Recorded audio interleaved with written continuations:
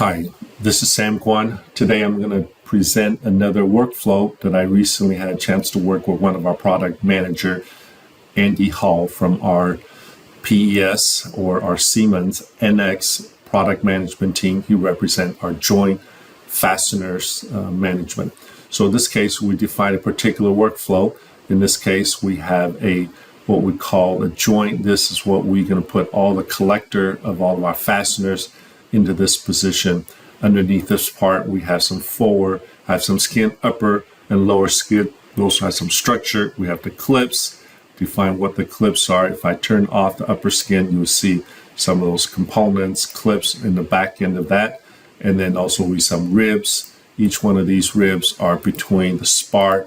We have aft spar and forward spar, and then we have a joint. So let's get started on this particular demonstration. We want to go ahead and make this my work part. That means all the features going to be created. It's going to be in here instead of being at the top level assembly. I also want to turn on my part navigator. In my part navigator, I want to see what's taking place, so I'm going to dock it to the left.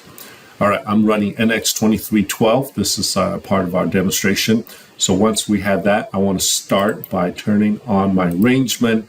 My first demonstration that hides all of that. Let's go ahead and go into the demonstration now. We want to go ahead and create a overlap curve. In my overlap curve, I see that I have what's called target body. This is my target body, and my skin is going to be my tool body.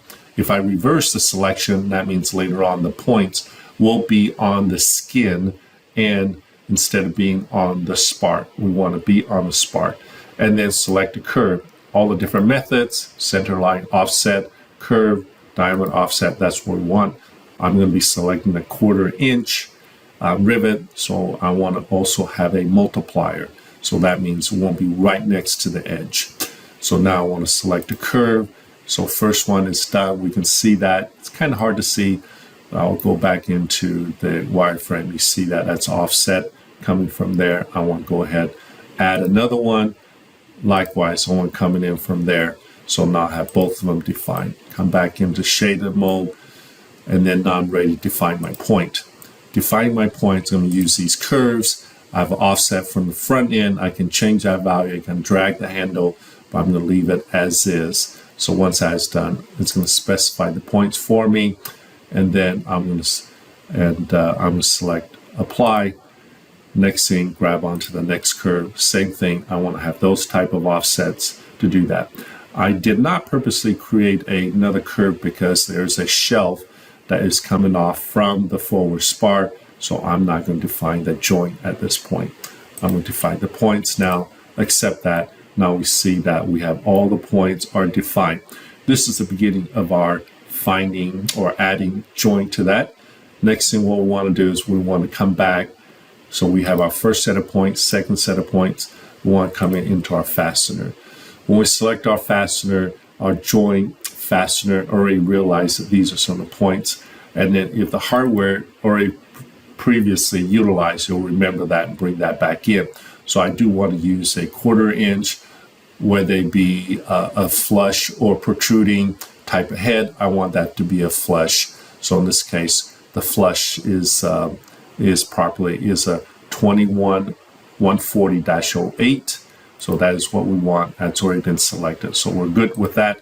And now we want to go ahead and select the other. So we have already select the aft set of points. I want to go ahead and select the front end of that points. Okay, so that is done. We see that is properly defined. I want to reverse that because it will be fasteners will be added from the skin side into the spar side. It will not be defined the other way around. In this case, we have a stack up all the information that's there. We want this to be a countersink. What is the counter hole diameter? What is my diameter of my countersink?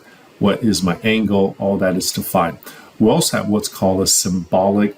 These are symbolic body. They do not contribute to the overall weight information. So we're okay with that. So once that is done, I'm going to accept that, and then you will see all the fasteners are being added. Now, you see these are some of all the features are being added. We begin to compile quite a bit of a list.